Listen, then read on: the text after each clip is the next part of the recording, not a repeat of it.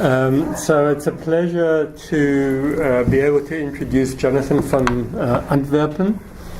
I hope I have the right pronunciation.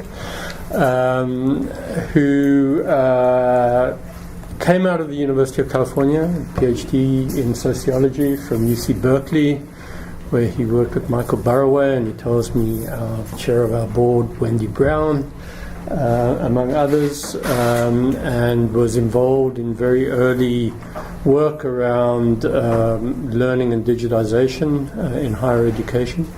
And he's now the communications director of the Social Science Research Council in New York City, where he has also been terrifically successful in establishing and running the blog site, the academic really blog site, focused on religion or the theological and secularism, which has really been the go-to place for that set of questions now for over half a decade, right? It's kind of, and if one does any work in that area, at the interface of the theological and the secular, the Immanent Frame is a must-read and remains so. So we thought it would be great to have Jonathan here to engage with us around these sets of questions, given his own interests and his capacity at the interface of the intellectual and instrumental questions and issues, some of which I'm sure will come back from this morning's discussion and continue to haunt us. So it's a pleasure to have you here, and the format will be much like this morning, where Jonathan speaks and all of you intervene. Yes, I look forward to that. Thanks for having me. In terms of format, I think what I'd like to do is start with the intellectual and then probably move back through the afternoon to the instrumental. I think the questions that were raised at the end of the last discussion before lunch about goals and audience, resources, relationships, expertise, partners, content circulation, measurement, and sustainability are all very crucial, important, practical questions. Before I was a sociologist, I was a philosopher, so I'm also interested in the, if you will, philosophical questions, but from a sociological standpoint. And what I'd like to say a few words about, just to reflect a little bit with the impressive intelligence amassed in this room, about new possibilities afforded by digital media for doing the kind of work that you are all doing together. Some of you may have seen an article that appeared a few days ago called Ditto Boys. Did anyone see that article?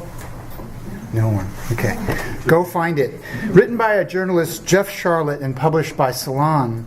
It's an essay about a place not far from here, Westmont College, and about the college's role as a feeder school for a conservative Christian movement called the Fellowship, or the Family. Charlotte's piece got a shout out from the New Yorker, topped a short list of the week's best long reads produced by the Daily Beast, aka Newsweek, and made rounds on Reddit and Twitter. But it was first published by a relatively small online magazine called Killing the Buddha. Charlotte and another independent journalist launched Killing the Buddha in the year 2000. Seems a long time ago now. Published entirely on the internet, at the time a somewhat novel enterprise, the magazine invited readers, quote, both hostile and drawn to the talk of God, to join its editors in building an electronic Tower of Babel, a Talmudic cathedral of stories about faith lost and found. And in the world of online publishing about religion, it was one of the earliest efforts of its kind. The orienting vision and intellectual practice of Killing the Buddha might stand as one example of the persistent difficulty and ongoing challenge associated with disentangling, with attempts to completely disentangle, rather, religion and its vocabularies from the intellectual efforts, both individual and collective, of those who write about it. So not a few scholars and journalists have attempted to do this. And in a sense, Charlotte's recent piece, if you go read it, you'll see attempts to do this too. But taken as a whole, Killing the Buddha is distinctive for its apparent lack of concern about this kind of boundary work, for its remarkable mix of secular and religious and spiritual voices. And the difficulty of disentangling religion and its vocabularies from the intellectual efforts of those who write about it is something I was reminded of not long ago when I worked with others to help produce a digital project, a kind of experiment called Frequencies. Frequencies was the product of collaboration between Killing the Buddha and the Immanent Frame, which has already been mentioned, a digital forum produced by the SSRC, the Social Science Research Council. This was an experiment that came online a number of years ago, somewhere in between the launch of Killing the Buddha and the Huffington Post's launch 10 years later of its own religion section, joined, I should add, around the same time by CNN, which launched its own belief blog. Arianna Huffington herself contributed the very first post for HuffPost Religion. "I believe we are all hardwired for the sacred," she wrote. While there are at least a few cognitive scientists who agree with Arianna that we are all hardwired for the sacred, and more, I gather, who do not, I confess I don't have any special purchase on that question. But what I want to emphasize is that in the formation and nurturance of the immanent frame, we have not been afraid to invite and publish the sort of intellectual work that the kind of intellectual work, to borrow the words of one of our contributors, that does not secure its stance as a privileged default against the particularities of religion. And it seems to me that to set such limitations, to limit the available perspectives to those that conceive of themselves as authoritative, just so far as they are set off against religion, would be as impoverishing for our new digital work as it would be for the wider work of scholarship and journalism on religion. Though, of course, I realize that not everyone agrees with that view. I say this in part to signal one thing that might be distinctive about the immanent frame, though not necessarily unique, but also to briefly set the context for a few short reflections on religion and digital media, and I'm going to keep them relatively short so that you can all feedback and discuss. And my own reflections on religion and digital media are in no small measure conditioned by my efforts, along with a range of others, many of you in the room, in fact, to use digital media in an effort to craft new spaces for writing about both secularism and religion. So what can we say about these new spaces? I'm interested in developing an analysis, and this is where it gets a little theoretical, so bear with me, but I think it will be useful from a practical perspective. An analysis of a set of hybrid spaces of intellectual activity, an arena for that was for some time known as the religion blogosphere. In considering the relationship of this evolving digital sphere to more established fields of intellectual production, and those include the academic disciplines represented here, as well as established journalistic venues and outlets, and in reflecting on the challenges and opportunities afforded by digital media, especially, though not certainly only for those of us who write about religion today. The digital spaces I have in mind are, like all spaces of scholarship and intellectual engagement, fundamentally social. And it is to a select number of the social features of these new digital spaces that I want to encourage us to attend. One approach to the analysis of these spaces would involve attending to the publics and counter-publics they help constitute, and to the reading practices they afford and inculcate. While questions of readership, circulation, attention, and consumption are of particular importance, however, I want to focus here on modes of intellectual production and exchange. And my starting point for thinking about these spaces of intellectual production and exchange draws on a form of field analysis associated with the sociologist Pierre Bourdieu and others, while improvising somewhat on Bourdieu's approach in order to extend its analytical reach to the consideration of interstitial digital spaces, or what the sociologist Gillial has called spaces between fields. Central to Bourdieu's theoretical lexicon, fields may be figured as arenas of production and circulation, networks of dissemination and distribution, and social spaces of discursive appropriation and intellectual improvisation.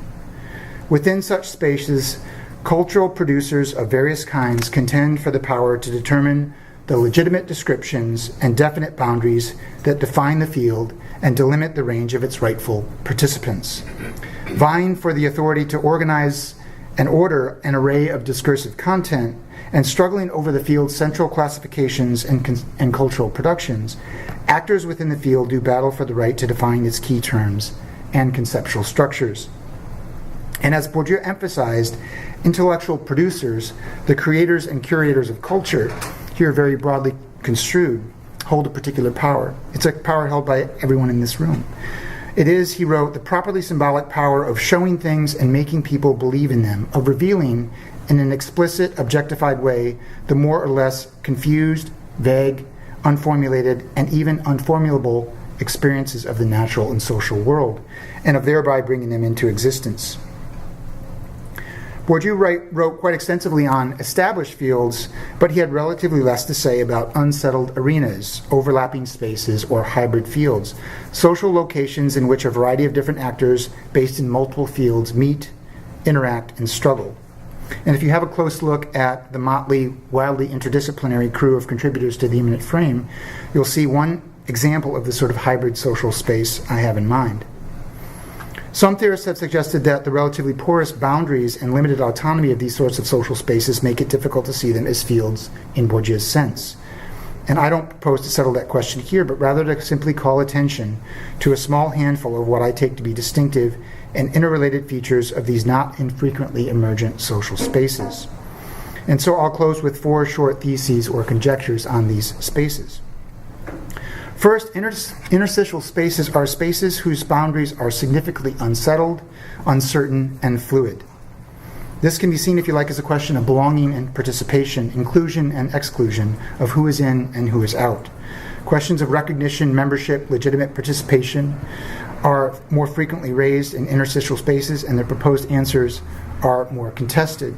So, for example, to say that the journalistic field has become more horizontal and its boundaries less certain, such that academics can blog and be considered rightful participants in that field, is one way of talking about the unsettled boundaries and borders of that field. Second, and relatedly, interstitial spaces are spaces of discursive struggle, or what Bourdieu called classification struggles. While more established and well-defined fields are frequently spaces of struggle and competition over the legitimate and authoritative definitions of the field's key terms and concepts, in interstitial spaces, such classification struggles are often more vigorous and intense, including struggle over the very terms of the space itself. And again, I think this is happening in the middle space between scholarship and journalism today. Third, that which can be taken for granted or assumed to be tacitly understood is frequently limited and up for grabs in these sorts of spaces. There's very little doxa. Finally, Bourdieu argued that within established fields, a good deal of social action involves, quote, this orchestrated improvisation of common dispositions, and practices regulated without express regulation. Those of us who have been well inculcated into different academic disciplines might recognize in that the practice of disciplinarity that came with graduate school. And I dare say that a generation ago that would have been true of journalism, but I don't think it's true of the field in which many journalists operate today. Whether it's still true in the university setting is something that we might discuss. But certainly there are forces at work that seek to regulate this orchestrated improvisation of common dispositions, such that if you're a junior faculty member, and this came up this morning, you hesitate a little bit before you think about venturing out beyond the journals and the peer-reviewed articles to blog or to write for some other venue. But the kind of regulated improvisation Bourdieu saw as central to established fields is made problematic by the character of interstitial spaces. They're, in a sense, both less regulated and less clearly a collectively shared improvisation on an established genre, theme, or heritage. More is up for grabs. And so practical mastery of the space appears as a puzzle to the actors who enter it. This suggests a set of challenges, but also possibilities associated with the creativity of action. And in this sense, interstitial spaces represent spaces of both creativity and opportunity. Given the indeterminate quality of these spaces and the relative instability of their rules and boundaries, they provide scope for different forms of improvisation, different combinations and conversions, hybrid definitions and heterodox arguments, and innovative formulations of familiar orthodoxies. From what I've said thus far, some of you might be thinking the sort of space I'm describing sounds not altogether unlike academic or journalistic fields with which you're already quite familiar. and certainly less so, for example, for some academic disciplines than others. But what I want to suggest, however, and it may seem odd to say this at a technological moment that has at times a distinctive feel of dystopia, what I want to suggest is that the opportunities associated with digital media lend themselves to, or at the very least open new possibilities for, the creation of just these sorts of spaces. And whether and to what extent and how that's true is something that I hope that we will be able to discuss this afternoon. So that's my opening gambit. That's my opening gambit.